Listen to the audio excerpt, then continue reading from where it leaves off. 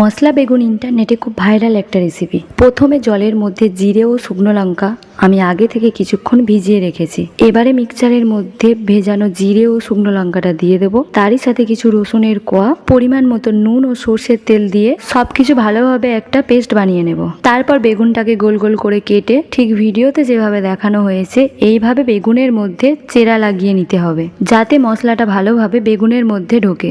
এবারে রসুন জিরের পেস্টটা একটা পাত্রের মধ্যে ঢেলে ওরই মধ্যে হলুদ গুঁড়ো, কাশ্মীরি লঙ্কার গুঁড়ো দিয়ে ভালোভাবে মিশিয়ে নিতে হবে। তারপরে আর কি, এবারে মশলাটিকে বেগুনের দুই দিকে ভালোভাবে লাগিয়ে নিন আর কড়াইতে তেল গরম করে খুব লো হিটে বেগুনটাকে ধীরে ধীরে ভাজতে শুরু করুন। তবে মনে রাখবেন, মশলাটা কিন্তু কড়াইতে লেগে যাবে, তাই ছোট্ট একটা চামচের সাহায্যে খুব ভালোভাবে মশলাটাকে তুলে বেগুনের ওপরের দিকে দিয়ে দিন। এতে বেগুনটি খাওয়ার সময় বেগুন থেকে একটা তন্দ্রির ফ্লেভার পাবেন। সবশেষে বেগুনের মধ্যে ধনেপাতা কুচি দিয়ে নেড়ে চেড়ে লাভিয়ে নিন। যদিও এটা আমাদের রেসিপি নয়, তবে গরম ভাতে খেতে দারুণ লেগেছিল। আপনি কি ধরনের রেসিপি দিতে চান আমাদের কমেন্ট করে জানান, আমরা অবশ্যই চেষ্টা করব সেই ধরনের রেসিপি আনার।